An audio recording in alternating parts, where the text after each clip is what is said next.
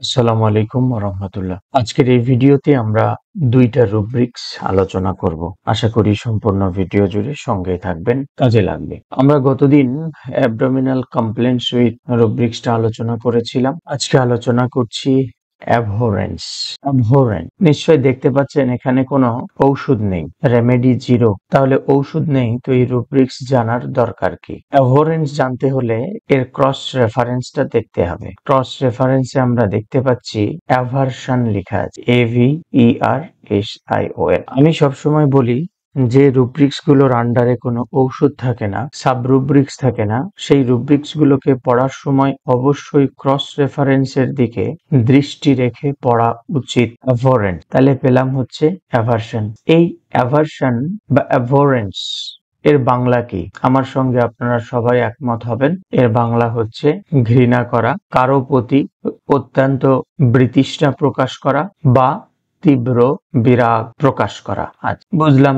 তাহলে এই রুব্রিক্সটা আমরা কখন ব্যবহার করব বা স্মরণে নিয়ে আসব? দেখেন, যেহেতু এটা মেন্টাল চ্যাপ্টারের, তাহলে রোগীর মনের ভাবগত অবস্থাটা আমাদেরকে বুঝতে হবে। মানে রোগী কি প্রকাশ করছে। রোগী এমন কিছু প্রকাশ করবে, এমন কিছু বলবে, এমন কিছু এক্সপ্রেশন দেবে যেখানে সে কোনো নির্দিষ্ট ব্যক্তি, বস্তু, কাজ, খাবার দাবারের দিকে হতে পারে, কোনো পরিস্থিতি হতে পারে, এর প্রতি তীব্র ঘৃণা বা বিতৃষ্ণা অনুভব করে। রোগী অনুভব করছে এটা, তাহলে রোগী কোনো কারণে অনুভব করছে। এই অনুভূতিটা, সেন্সেশন, এটা কিন্তু অত্যন্ত গুরুত্বপূর্ণ। তাই অ্যাভরেন্সও বা অ্যাভারশনও অত্যন্ত গুরুত্বপূর্ণ একটা মানসিক লক্ষণ বা উপসর্গ। আচ্ছা, এখন বলতে পারেন যে একটা রোগী বা একটা মানুষ ঘৃণা আসতেই পারে, অনুভব করতেই পারে। দেখেন, যেটা স্বাভাবিক পরিস্থিতি, এই স্বাভাবিক পরিস্থিতিতেও রোগী যদি অকারণে ওইটা ঘৃণা অনুভব করে, বিতৃষ্ণা অনুভব করে, ওখান থেকে রাগ হয়, মন খারাপ হয়, বিরাগ তৈরি হয়, যেটা ওর সাথেরই আরো 10 জন, শুধু না, সমাজে সবাই ওটা মেনে নিতে পারে, সবার কাছেই ওটা স্বাভাবিক, কিন্তু রোগীর কাছে অস্বাভাবিক, তখনই আমরা অ্যাভরেন্স রুব্রিক্সটাকে কিন্তু নেব। উদাহরণস্বরূপ যদি বলি, অ্যাভরেন্স ফর্ম অফ ওয়ার্ক, কাজের প্রতি, নিজের জীবনের প্রতি সুসাইডাল ঝোঁক, এটা কি স্বাভাবিক? কোনো একটা পরিস্থিতির কারণে তার নিজের জীবনের প্রতি ঘৃণা সৃষ্টি হয়ে যাচ্ছে, তার কাজের প্রতি কোনো বিতৃষ্ণাই, মানে ইচ্ছাই নেই। 23 বছরের একটা ছেলে বিয়ে করেছে, একটা মেয়ে হয়েছে, অথচ সে কুকুর হয়ে সারাদিন শুয়ে থাকে ঘরের মধ্যে। 18 বছরের একটা ছেলে মুখে খুব ভাড়ম ভড়ম কথা বলে, বিশাল বড় জ্ঞানী, কিন্তু সে লোকের সঙ্গে জেনারেল কথাটুকু বলতে পারে না, অন্যর সঙ্গে আবার তর্ক করে, একটা সিফিলিটিক টেন্ডেন্সি। আবার যাদের লিভারে চর্বি জমে গেছে, গ্যাস পায়খানা ঠিকঠাক হচ্ছে না, তাদের আবার খাবারের প্রতি বিতৃষ্ণা। এই যে আমি সব দিক থেকে বলছি, abhorrence, aversion to foods, company, life, work, এই পরিস্থিতিগুলোর কথা আমি বলছি। দেখেন, এখানে যেমন, মানে আমি উদাহরণ হিসাবে যে উদাহরণগুলো দিলাম, রোগীর জীবন থেকেই তো দিলাম। এখানে যেমন সাইকোটিক ওষুধ আছে বা লক্ষণ আছে, তেমন সিফিলিটিকও আছে। যেমন আমরা নাক্সের কথা বলি, আমরা যদি এই রুব্রিক্সের যেটা ক্রস রেফারেন্স দিয়েছে অ্যাভারশন, সেখানে যাই, দেখেন ওই অ্যাভারশনে সব আছে। Approach to being, business, children, company, dark, এই যে একটা একটা এভরিথিং টু, সবকিছুতেই কিছুই ভালো লাগে না, সবকিছুতে একটা বিতৃষ্ণা। এভরিবডি টু যদি যায়, এখানেও ওষুধ নেই। আমরা কোম্পানি অ্যাভারশন দেখবো, সেখান থেকে কালারে যদি যাই, এভরিথিং টু, দেখেন 78টা ওষুধ আছে, এর মধ্যে কি নাক্স নেই? দেখেন লাল করে দেওয়া আছে না, আমার মাউসের কার্সারের দিকে ফলো করেন। এখন এই যে এভরিথিং টু, এ আবার কোন সময় হচ্ছে? সকালে, দুপুরে রাগ দিয়া, একটার সময় রাগের সাথে, ডিনারের পর, pain during, urticaria in, weakness with general, much to is to. আপনারা অনেকে রেপার্টরি দেখার জন্য গালি দেন না, আপনারা, আমি ধরে নিচ্ছি আপনারা একদম ম্যাথমেটিকায় পরিপূর্ণ। এই যে দেখছেন, এখানে কিছু পিকিউলিয়ার ইউনিক সিমটমস দেওয়া আছে। Aversion, morning to, weakness with general, নিশ্চয়ই কোনো না কোনো বইতে এটা আছে, কারণ জমিও কোনো অথেন্টিক কিছু ছাড়া এখানে যুক্ত করেন না। এখানে যে সালফারকে দেওয়া আছে, এই সালফার এখানে কে দিল, কোথায় থেকে আনলো? Source LN TF, encyclopedia of materia medica, মানে এনসাইক্লোপিডিয়া থেকে নেওয়া। আপনার কাছে এনসাইক্লোপিডিয়া অফ ম্যাট্রিয়ামেডিকা আছে? নেই। আপনি হয়তো এলএন এর কিনোটস থেকে নিয়ে বা আরো সমসাময়িক যে বইগুলো আছে এগুলো নিয়েই চর্চা করছেন, যেই বইতে aversion, everything to weakness with general রুব্রিক্সটা দেওয়া নেই, লক্ষণটা যুক্ত করা নেই। তার মানে আপনি ওটা জানতে পারলেন না, কিন্তু এটা গুরুত্বপূর্ণ, একটাই ওষুধ। তাই আমি সবসময় বলি ম্যাথমেটিকা এবং রেপার্টরি একসাথে চর্চা করা উচিত। আমার কথায় রাগ করবেন না, বোঝার চেষ্টা করবেন, বোঝার জন্য বলছি। আমি আমার ওপিনিয়ন গুলো জানাচ্ছি, যেটা ভালো লাগে ওটা গ্রহণ করবেন, যেটা খারাপ লাগে ওইটা ফেলে দেবেন। সমালোচনা সৃষ্টি করার কোনো দরকার নেই। আর যারা বোঝেন তারা বুঝেনি, তারা আর কিছু এখানে দ্বিতীয়বার বলতে আসবেন না। আর যারা এর গভীরতা, এই কথাগুলোর গভীরতা অনুভব করতে পারছেন, তাদের হয়তো শরীরে কাঁটা দিচ্ছে আমার মতো। সালফার। আচ্ছা, এরপরে আসেন বন্ধু বান্ধব, হাজবেন্ড, কত মেম্বার্স অফ ফ্যামিলি। দেখেন এখানে কোনো ওষুধ নাই। আমরা ক্রস রেফারেন্স যদি দেখি, ফ্যামিলি অ্যাভারশন টু রুব্রিক্স দেওয়া আছে। মাদার অ্যাভারশন টু, আমরা যদি ক্রস রেফারেন্স দেখি, ইনটলারেন্স রুব্রিক্স দেওয়া আছে, এখানেও দেওয়া আছে।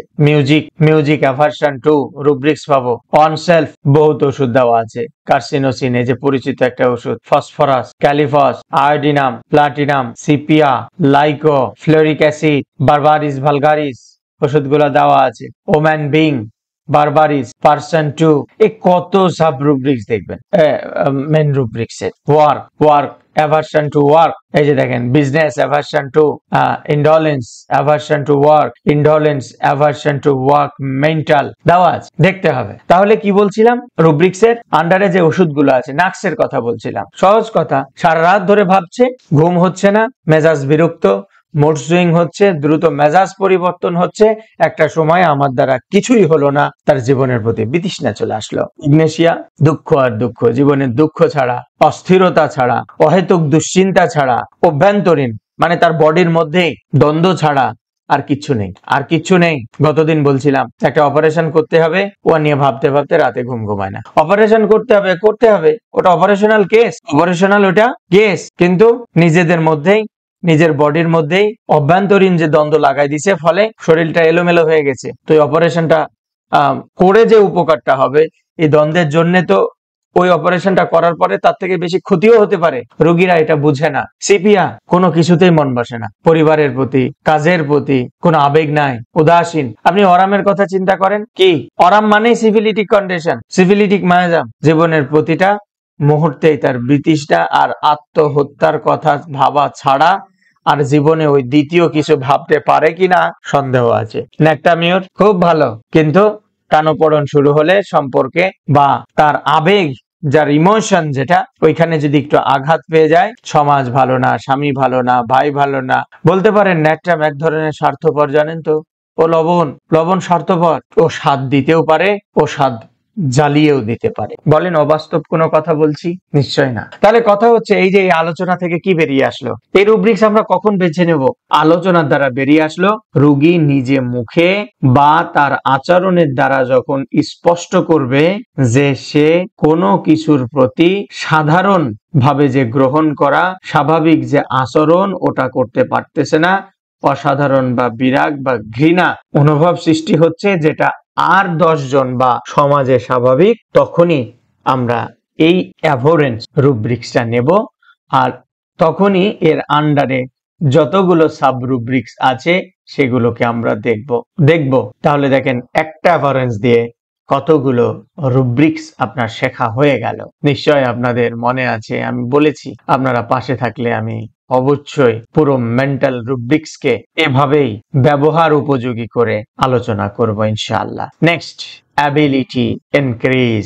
এখানে ওষুধ নাই, দুশ্চিন্তায় পড়ে গেছেন, কি উদ্ভট রুব্রিক্স আলোচনা করছেন যেগুলোতে ওষুধ নেই। না, সবগুলোতে ওষুধ আছে, খালি বের করতে হবে, এটাই পার্থক্য আর কি। Ability increase. কি বোঝা যাচ্ছে? মানে তার কোনো কাজের প্রতি মনোযোগ, তার স্মৃতিশক্তি, তার মানসিক ক্ষমতা, তার কাজের দক্ষতা অস্বাভাবিকভাবে বেড়ে গেছে। Ability increase. সে যেগুলো অনুভব করছে, আগেরটা কি বললাম? Negative side. আগের রুব্রিক্সটা অ্যাভারেন্স নেগেটিভ, কিন্তু অ্যাবিলিটি ইনক্রিজ এটা পজিটিভ। যেমন তার হাই পারফরমেন্স, হাই ড্রাইভ, তার অ্যাবিলিটি ইনক্রিজ করেছে। সে উত্তরবঙ্গ থেকে টেকনাফ তেতুলিয়া পর্যন্ত কোনো ঘুম ছাড়া, কোনো অস্বাভাবিকতা বোধ ছাড়া, কোনো নেশা ছাড়া, কোনো কিছু গ্রহণ ছাড়া সে ড্রাইভ করেছে। সম্ভব?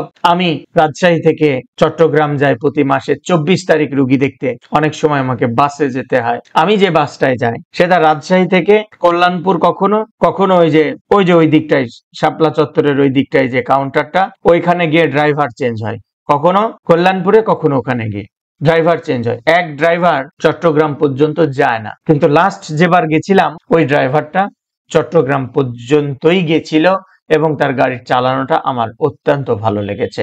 এই যে দেখেন, অ্যাবিলিটি ইনক্রিজ। আগের ড্রাইভার গুলা নিশ্চয় বলে যে আমি আর যাব না, যেতে পারবো না, ফলে ড্রাইভার চেঞ্জ করতে হয়। আর এ হয়তো বলেছে আমি পারবো, সে নিয়ে গেছে। এই যে হাই পারফরমেন্স, হাই ড্রাইভ, এটার কথাই বলছি। হাই ইন্টেলেকচুয়াল এক্সাইটেশন এর প্রকাশ। আপনারা এটাকে হাইপ্রোম্যানিয়া বলতে পারেন, মেন্টাল স্টিমুলেশন ফ্রেজ হিসাবেও আপনারা দেখতে পারেন। এটাই হচ্ছে অ্যাবিলিটি ইনক্রিজ। তাহলে রোগীর কথায় কি বলবো? রোগী আপনাকে এসে বলবে আমার মনে হয় আমি সবকিছু বুঝতেছি। একটা সময় কিন্তু বুঝতো না, হয়তো ওকে আপনি কোনো একটা ওষুধ দিয়েছিলেন। বাবা মা এসে বলতে পারে রোগী সম্পর্কে, কিছুদিন থেকে পড়াশোনা করছে, লেখালেখি করছে, আবার ওকে কিছু বললে সিদ্ধান্তটাও নিতে পারছে। Ability increase. স্যার আমি তো আগে মাথায় কিছু নিতে পারতাম না, কাজের কথাও ভুলে যেতাম, কোনো পরিকল্পনা করতে পারতাম না, কোনো উদ্ভাবন আমার দ্বারা সম্ভব ছিল না। এখন আগের তুলনায় আমি অনেক কিছু মনে আনতে পারি, ভাবতে পারি, দক্ষতা বাড়াতে পারি। মানে ওকে দেখে মনে হচ্ছে এখন ও কি হয়েছে, দক্ষ বেশি। এই যে এই ভাবটা, এটা কি অ্যাবিলিটি ইনক্রিজ। অ্যাবিলিটি ইনক্রিজ গুরুত্বপূর্ণ। দেখেন এখানেও দুই ধরনের জিনিস আছে।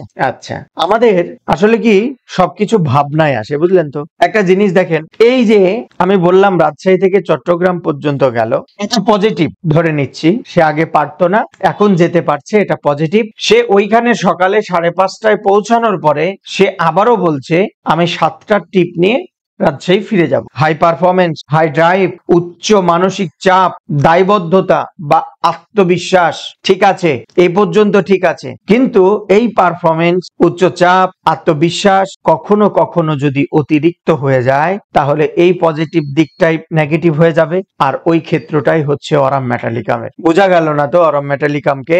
ল্যাকেসিসের কথা বলবো। বেটা বহুত বক বক বক বক করে বকে, মাথার মধ্যে সবসময় কি শয়তানি বুদ্ধি থাকে, অস্বাভাবিক। আবার দেখেন একদিক থেকে এই ল্যাকেসিস কিন্তু অত্যন্ত চিন্তাশীল, বুদ্ধিদীপ্ত, তাহলে ওই দিকটা পজিটিভ। কিন্তু সে অতিরিক্ত কথা বলছে, তার মাথার মধ্যে শয়তানের মানে সব কারিকুলাম রেডি থাকে, হিংসা, ক্ষোভ, একটুতেই তিরিক করে নেগেটিভ চিন্তা করা, এই দিকটা আবার কি নেগেটিভ। অতিরিক্ত মাত্রায় চিন্তাশীল, বুদ্ধিদীপ্ত, এগুলাকে আমি পজিটিভ হিসাবেই নিচ্ছি, বাকিগুলো নেগেটিভ। আমরা ল্যাকেসিসকে চিন্তা করতে পারি। ওই যে ক্যানাবাইস ইন্ডিকা বলে একটা যে ওষুধ আছে, অস্বাভাবিক রকমের ধারাবাহিক ভাবে চিন্তার পর চিন্তা, চিন্তার পর চিন্তা, চিন্তার পর চিন্তা, বেটা কোনটা করবে ও বেটা নিজেই জানে না, বিভ্রান্তির মধ্যে পড়ে গেছে।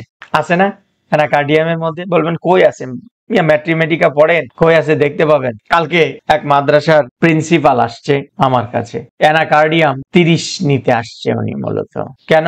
ওনার বড় ছেলের জন্য কোনো এক ডাক্তার তাকে লিখে দিয়েছে। তো উনি আমার পরিচিত হয়, আমি ওনাকে জিজ্ঞেস করলাম যে ওনাকে কি বলেছিলেন তাই এই ওষুধটা লিখে দিল। তো আমার ছেলের স্মরণ শক্তি কম, সেজন্য। তো ছেলের কি কি সমস্যা বলেন? তো উনি ওনার মোবাইল থেকে কিছু আমাকে রিপোর্ট দেখালেন, যেটা ইন্ডিয়া থেকে করানো, বাংলাদেশেও দেখিয়েছে।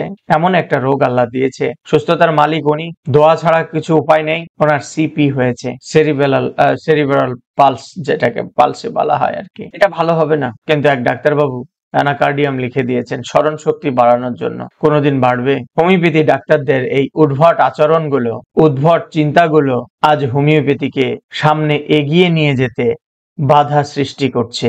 আমার কথা মানতে পারবেন না আমি জানি, কিন্তু একটু হলেও এই অপদার্থ মানুষটার কথা চিন্তা করবেন। যুগের সঙ্গে তো চলতে না পারলে কখনোই সামনে আগানো সম্ভব হবে না। এটা বিজ্ঞান, এটা পরিবর্তনশীল। এটা এমন কোনো জিনিস না, এমন কোনো বিষয় না যে এটা পরিবর্তন হবে না। এটা কোরআন নয়, এটা গীতা নয়, এটা বাইবেল নয় যে পরিবর্তন করা যাবে না। এটা মেডিকেল সায়েন্স। আপনি যদি এটাকে বিজ্ঞানসম্মত বলে থাকেন, বিজ্ঞান শব্দটাকে যদি উল্লেখ করেন, তাহলে এটা সব সময়ের জন্যই অ্যানালাইসিসের মধ্যে আছে এবং এটা পরিবর্তনশীল। আমি যেহেতু অ্যালোপ্যাথি ঘরের সন্তান, আমি পেছনের দিকটাই বলি, পেছনের দিকটাই আমি বলি। একটা সময় রেনিটেডিন চলতো, গ্যাসের ওষুধ, এখন চলে না। একটা সময় সিঙ্গেল ব্যথার ওষুধ পাওয়া যাইতো, এখন ব্যথা এবং প্রাজল পিপিআই একসাথে যুক্ত করে দিয়েছে। যেমন ন্যাপ্রোক্সিন 500, ওর মধ্যে গ্যাসের ওষুধ আছে, ব্যথার ওষুধ আছে। একটা সময় শুধু খাওয়া হয়তো, এগুলা আলাদা আলাদা করে লিখতো। এই যে পরিবর্তনশীল হচ্ছে, বাইরের দেশগুলোতে 3টা 4টা মেডিসিন একসাথে নিয়ে কম্বিনেশন হচ্ছে, ফলে তারা 3টা ওষুধ লিখতেছে। বোকা বাঙালি ওটা দেখে বগল বাজাচ্ছে। আমি মহা বড় খুশি, বাইরের দেশে গেছিলাম, মাত্র 3টা ওষুধে আমি ভালো হয়ে গেলাম। আরে উদ্ভট, তোমার ওই 3টা মেডিসিনের মধ্যে 3 4 12টা ওষুধ আছে, 12টা ড্রাগ আছে 3টা ওষুধের মধ্যে, 3 3 9টা ওষুধ আছে। ওগুলা কম্বিনেশন রেমেডি। তুমি সিঙ্গেল রেমেডি খেয়ে যতটা পজিটিভে ছিলে, এখন 19 থেকে 20 হলে তোমার আরো 12টা বাজবে। দেখেন, আমাদের হোমিওপ্যাথিতে গ্রুপ অফ রেমেডি চলে আসছে। মানুষ চাচ্ছে, আপনি না করতে পারবেন না, না করবেন, একটা চায়ের স্টলে বসে বলে দিবে ওর দোকানে গেলে ওষুধ পাওয়া যায় না, আপনার দোকানে শাটার বন্ধ করার ফায়সালাকারী হয়ে গেছো। বলবেন আল্লাহ ফায়সালাকারী। হ্যাঁ, এখন আল্লাহ, আর অন্য সময় কোন জায়গায় কথা বলছি বুঝতে পারছি। আসেন সালফারের কথা বলি। ও নিজেরে বহুত বড় জ্ঞানী ভাবুক এবং সবার কাছ থেকে চায় তাকে উচ্চ মূল্যায়ন করা হোক, কিন্তু বেটা অত্যন্ত ইগোটিজম, সব বিষয়ে ও পণ্ডিতি করে। উদ্দেশ্য একটাই, ওকে মূল্যায়ন করা হোক। কিন্তু ও তো সালফার, ও তো আমি চিনি, ওকে মূল্যায়ন করার কোনো দরকার পড়ে? বলেন, আপনি চেনেন, কোনো দরকার পড়ে? দরকার নেই, দরকার নেই।